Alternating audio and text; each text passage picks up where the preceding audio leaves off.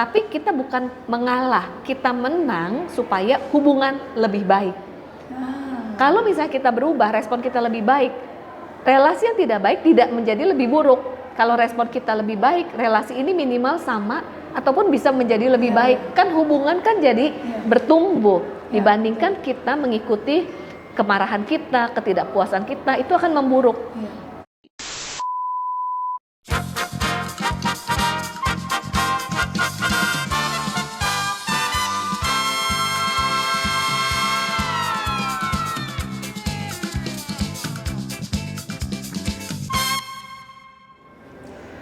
Oke, kita lanjut Bu sesi kedua Oke. ya.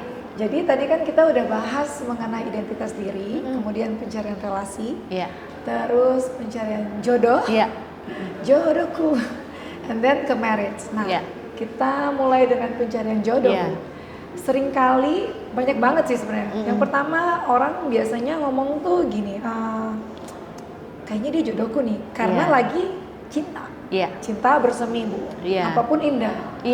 Bucin. And then setelah menikah bisa ngomong, saya salah mengambil keputusan. Sebenarnya dia bukan jodohku mungkin, ya kan? Nah, bagaimana supaya waktu kita mengambil keputusan pencarian jodoh itu, this is the right person gitu loh, buat hidupnya kita.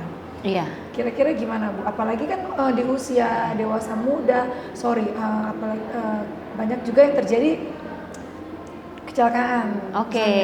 Karena bucin tadi Bu sebenarnya kan itu kan mau nggak mau akhirnya ya udahlah, udah terlanjur akhirnya married.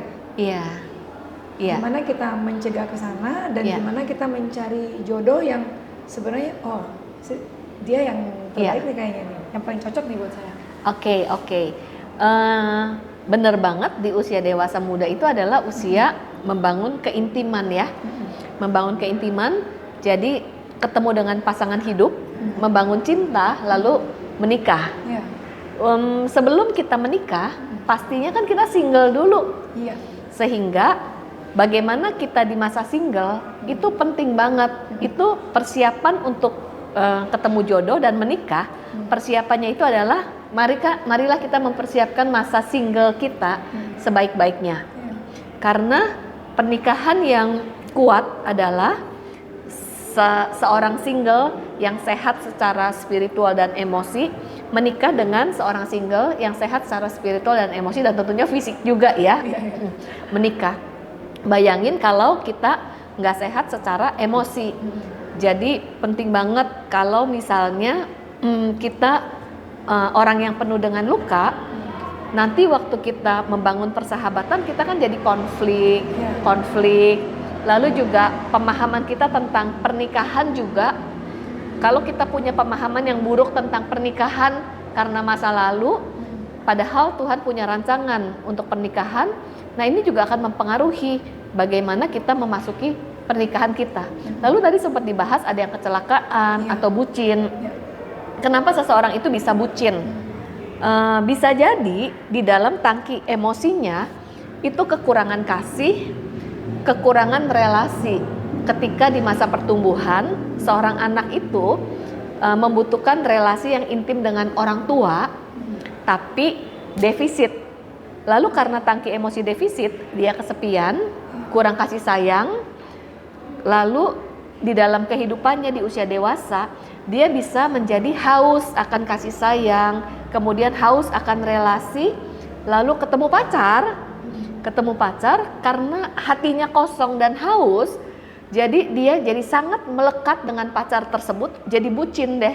Jadi karena kurang keintiman yang idealnya di dalam keluarga, lalu ketemu pacar dan dia berharap itu mengisi kekosongan hatinya, sampai akhirnya memberi dirinya ke seks bebas, kemudian pacaran dengan tidak sehat, takut kehilangan. Bahkan ada yang KDRT pun sampai rela, nggak apa-apa deh pacaran sama dia walaupun orangnya seperti apa dan nggak bisa dilihat gitu ya, karena udah benar-benar cinta buta. Nah itu sebenarnya daripada saya kehilangan dan kesepian, nggak apa-apa deh apapun saya kasih. Jadi penting banget masa single yang dipulihkan, karena sangat mempengaruhi. Ini kan karena emosional needs atau kebutuhan emosi yang defisit.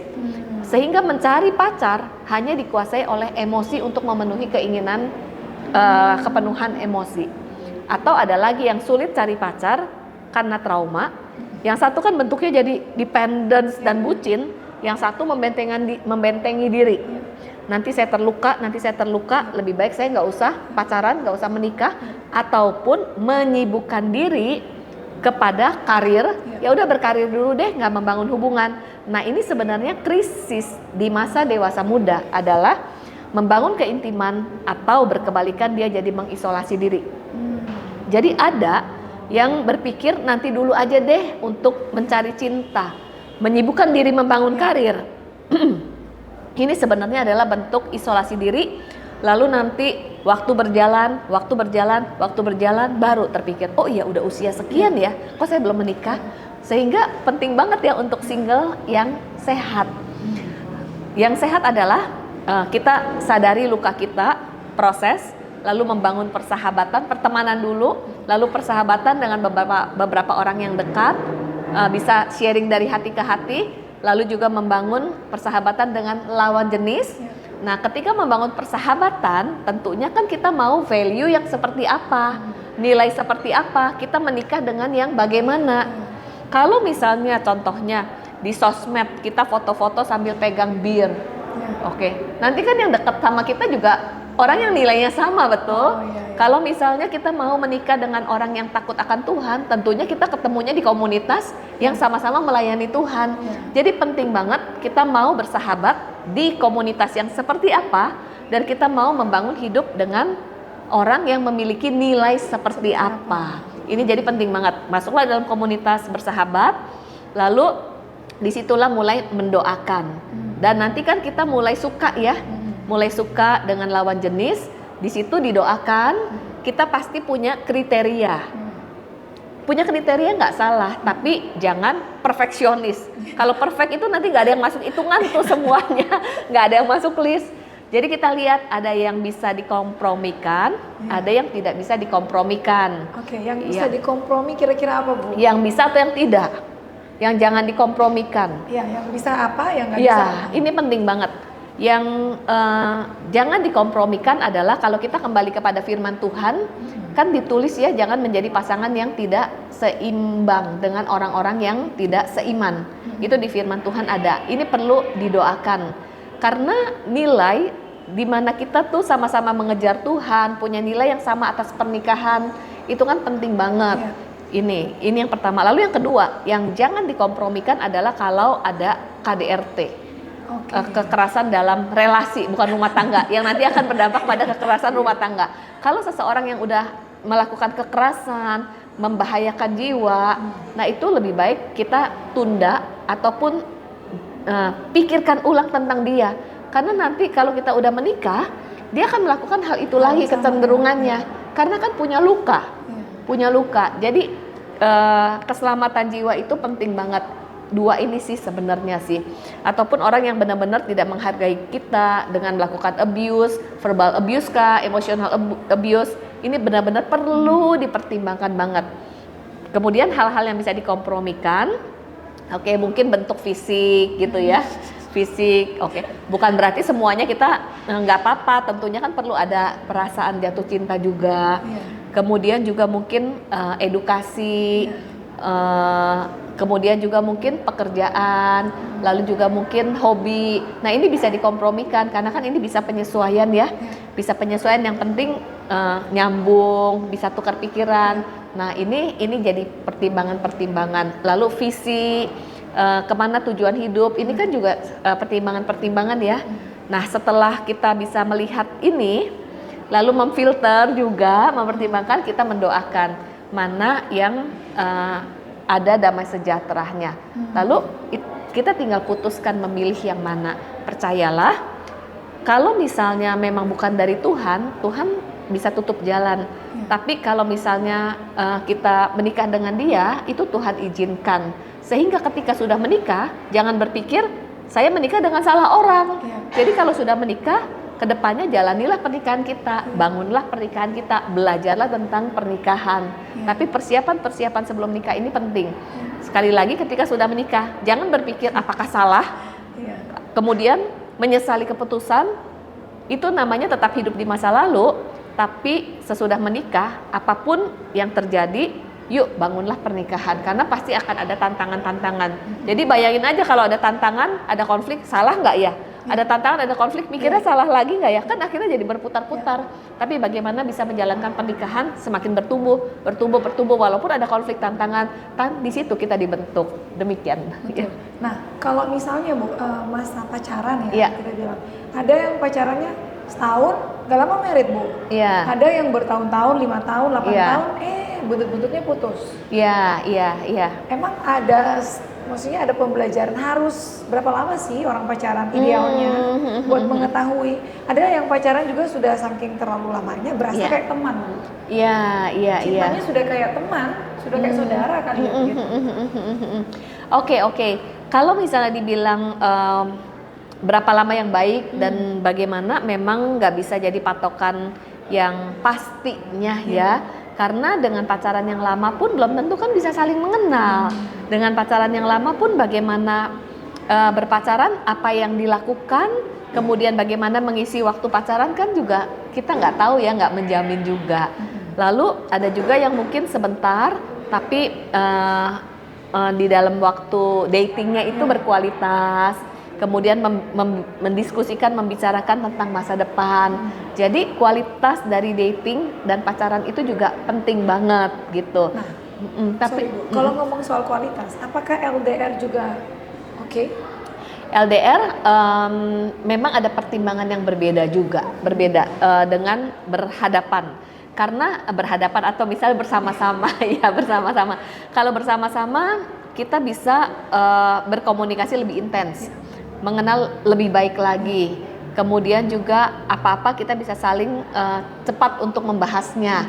Tapi kalau LDR itu ketemunya jarang, waktu kita nggak ketemu, apa yang dilakukan juga kita nggak tahu gitu ya. Jadi memang usahanya memang berbeda dengan yang kita bersama-sama. Sehingga untuk LDR ada komitmen.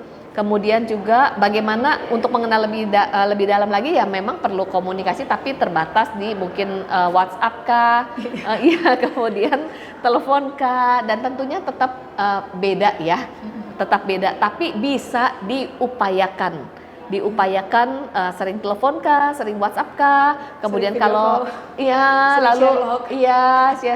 apa yang dibicarakan juga kedalamannya, bicara dari hati ke hati, tukar pikirannya juga, karena yang nggak LDR juga belum tentu dekat juga ya, sehingga kualitasnya perlu dibangun. Tapi memang LDR itu memang perlu usaha dan juga saling percaya. Kemudian kesetiaan dan komitmennya walaupun masih pacaran pun diuji juga ya. Tapi kalau LDR dan akhirnya menikah teruji ya. Teruji banget gitu. Oke. Menarik sekali. Setelah ini kita masuk ke marriage, Bu. Nah, orang itu biasanya berasumsi seperti ini. Waktu saya menikah itu di titik bahagia saya. Karena saya menikah dengan orang yang saya pilih. Berarti kebahagiaan tuh udah di depan mata, Bu. Tapi menurut saya kenyataannya waktu kita menikah itu the journey is beginning, Bu. Pengalaman itu baru dimulai ketika kita married sebenarnya. Jadi sebelum kita married itu persiapan menurut saya. Waktu kita melangkah married, disitulah kehidupan dimulai, Bu. Seringkali karena ini udah masuk ke keluarga, Bu. Seringkali orang tuh nggak sadar kalau waktu dia menikah konflik udah terjadi, Bu. Misalnya ini contoh paling kecil. Suami saya dulu romantis waktu pacaran, kan masih promosi. Mau makan misalnya, ditanyain dulu mau makan apa, mau naik mobil dibukain. Tapi bukan cuma suami, istri juga gitu, Bu. Waktu pacaran ngomongnya halus. Tapi begitu menikah, wah keluar, ketik kayak mesin ketik, Bu. Sebenarnya itu sudah dimulai ketika kita menikah setahun 2 tahun. Itu bibit menurut saya, Bu.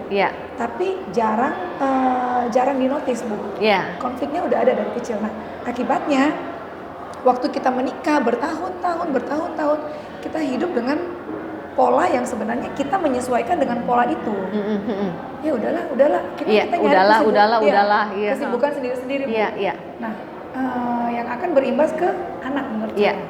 Suaminya sibuk sendiri, istrinya sibuk sendiri, ketemu nggak ngobrolnya nggak enak, bentuknya ke anak. Nah, bagaimana caranya supaya kita mempersiapkan bagi yang pengantin-pengantin muda, Bu, pasangan-pasangan muda, sebelum memasuki sampai 5 tahun, 7 tahun, kan nggak mau nanti ntar aja deh, dia udah tua, nanti paling suami saya juga bakalan di sini, karena udah nggak ada kesibukan. Ntar aja kalau istri saya udah tua, dia juga bakalan di sini, nggak jalan lagi. Nggak mau kan? Tuhan kan menciptakan suami istri, tujuannya bukan nanti tua baru bersama. Menciptakan kita sama-sama dulu, and then kita jalan sama-sama. Ada masalah kita bareng nih ya. Bukan cuma kamu ya tugasnya jaga anak, bukan cuma kamu ya tugasnya cari duit misalnya. Nah, tapi itu yang jarang sekali orang notice, Bu, menurut saya.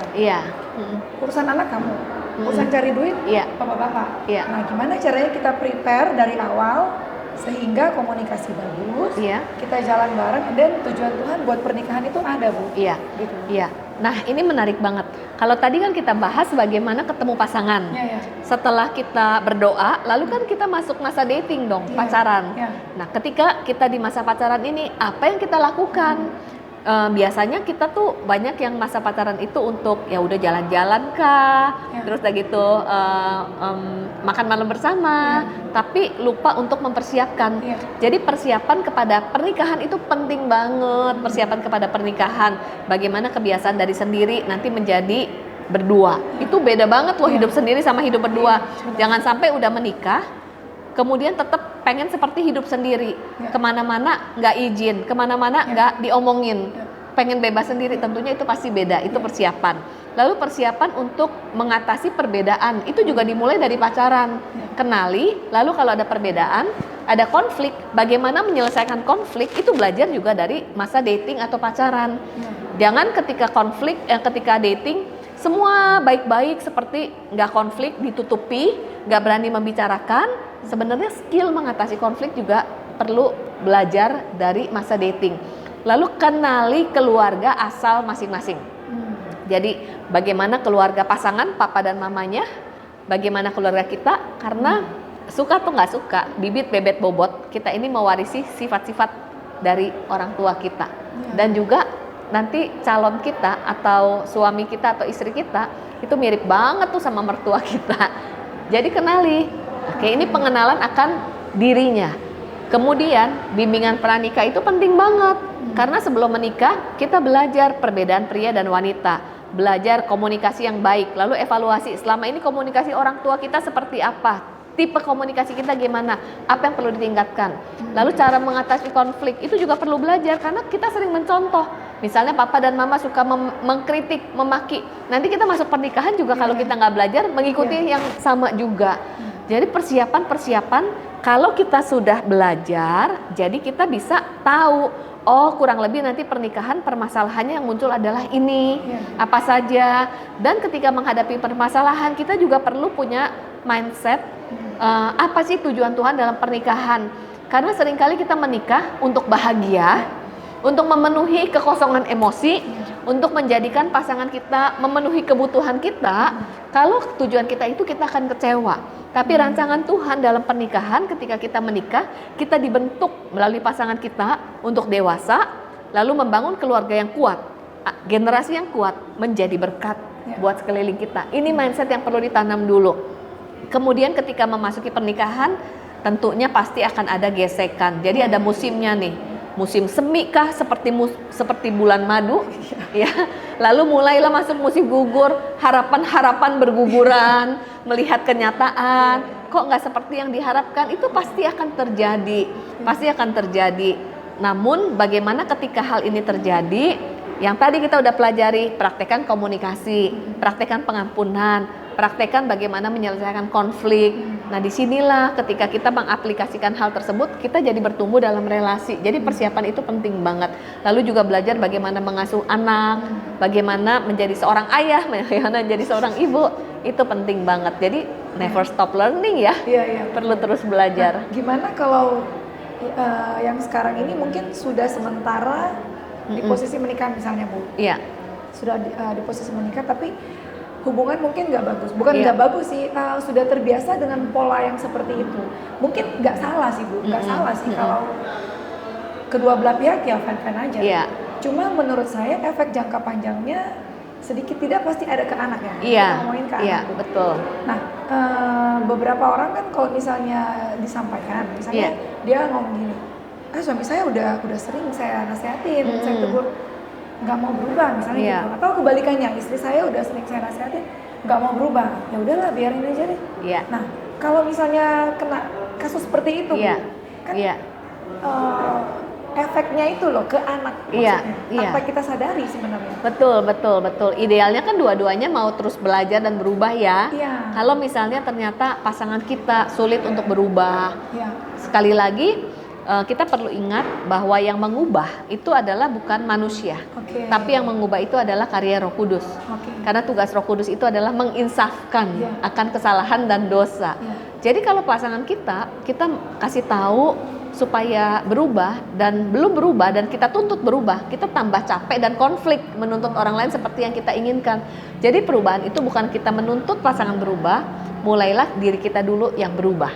Dengan situasi konflik yang ada, situasi yang tidak ideal, apa yang Tuhan mau pada diri saya untuk berespon seperti apa? Apa yang saya pelajari dari situasi ini, saya belajar apa, dan bagaimana saya meningkatkan diri saya untuk berespon sesuai dengan yang Tuhan mau. Kembali lagi ke seperti itu. Nanti urusan pasangan kita berubah atau enggak, itu kan Tuhan yang bekerja. Kita dulu yang berubah, berespon dengan sesuai firman Tuhan, maka nanti anak-anak kita juga akan melihat bagaimana kita berespon, dan itu akan menjadi teladan loh. Ya, respon yang mengampuni, respon yang penuh kasih, karena itu yang akan diteladani oleh anak-anak. Idealnya memang relasi suami istri bisa menjadi teladan bagi anak-anak. Tapi kalau salah satu mungkin salah satu belum tersadarkan gitu ya. Mulai dari kita dulu. Gak usah nunggu-nunggu berarti Bu. Oh, jangan nunggu-nunggu. Kalau nunggu-nunggu nanti bilang begini, kok saya yang ngalah? Enak aja dia. Nah, di dalam relasi suami istri kalau udah hitung-hitungan siapa yang ngalah, siapa yang lebih untung, take and give, siapa yang lebih banyak, itu relasi akan menjadi semakin buruk. Tapi kita bukan mengalah, kita menang supaya hubungan lebih baik. Kalau misalnya kita berubah, respon kita lebih baik, relasi yang tidak baik tidak menjadi lebih buruk. Kalau respon kita lebih baik, relasi ini minimal sama ataupun bisa menjadi lebih baik. Kan hubungan kan jadi bertumbuh dibandingkan kita mengikuti kemarahan kita, ketidakpuasan kita, itu akan memburuk. Pasangan tambah nggak berubah, konflik semakin besar, anak-anak semakin terluka. Dan kalau kita berespon dengan baik, mungkin hubungan bertahan dan juga bisa semakin baik. Anak-anak melihat contoh yang baik, ya puji Tuhan pasangan kita bisa berubah. Betul. Saya dapat satu pelajaran dari Ibu. Jadi memang waktu kita masuk ke pernikahan, benar banget yang Ibu bilang, sebenarnya yang diproses itu bukan dia, bukan orang lain. Betul. Tapi memang kita, Bu. Betul. Nah, dengan kita sadar atas itu, akhirnya kita memperbaiki diri sendiri. Betul. Kalau kita baik, otomatis atmosfer juga akan betul banget. Berubah. Betul. Nah, seringkali memang biasanya apalagi ibu-ibu mungkin Bu ya. Udahlah, nggak usah perhatiin suaminya, jangan diurus dulu deh sementara, kan udah gede. Akhirnya prioritasnya itu kebalik Bu. Iya. Prioritas anak yang di anak. Prioritas anak di atas, suaminya di bawah. Suaminya nggak keurus, akhirnya suaminya nyari perhatian di tempat lain. Sudah nyari ke tempat lain, akhirnya si ibu, loh, kamu kok kayak gitu, nggak perhatiin keluarga, padahal konflik sebenarnya itu dari keputusan yang salah. Prioritasnya betul banget. Jadi kalau kita pengen anak-anak kita menjadi anak-anak yang sehat secara emosi, kita juga perlu memprioritaskan pernikahan. Karena kalau kita mengabaikan pernikahan, misalnya kita konflik pernikahan yang tidak terselesaikan, berarti kan masing-masing menyimpan luka. Ketika menyimpan luka, pelampiasannya biasanya sama anak loh. Anak jadi sumber kemarahan, dikit-dikit kita kesel karena kita punya luka dengan pasangan. Kemudian juga misalnya idealnya kan suami istri saling sharing, saling mengasihi. Nah, ini yang sering terjadi tapi tanpa sadar. Ketika relasi suami istri tidak saling memenuhi, kita punya kebutuhan emosional loh. Akhirnya kita mencurahkan kebutuhan emosional kepada anak-anak. Jadi kita mencurahkan kasihnya kepada anak-anak, lalu kita curhat dengan anak-anak. Tanpa sadar kita menjadikan anak pengganti pasangan untuk memenuhi kebutuhan emosional. Itu adalah active abuse kepada anak loh. Jadi itu merupakan active abuse, iya, menjadikan anak pengganti pasangan untuk mengisi kebutuhan emosional yang tidak terpenuhi, dan anak akan terluka walaupun nggak sadar terluka. Sehingga anak itu perlu diperlakukan sebagai anak-anak, bukan sebagai pengganti pasangan. Kemudian ada juga yang tidak mengalihkan ke anak, tapi mengalihkan kepada yang lain, sehingga ada perselingkuhan. Jadi penting banget untuk menjaga relasi. Tetapi kalau misalnya pasangan ini nggak bisa diajak ngobrol, makanya kita perlu komunitas. Kalau kita punya komunitas, kita punya teman curhat, kita punya teman untuk saling berbagi, sehingga kita nggak cari kepada yang lain dan terjadi perselingkuhan, ataupun kita menjadikan anak untuk mengisi kebutuhan emosional kita. Makanya komunitas itu penting, the power of others itu penting, supaya kita bisa berespon dengan baik kepada pasangan dan anak-anak. Betul. Tahan sebentar Bu, karena setelah ini saya mau sambung sedikit. Oke. Kita balik ke season 3.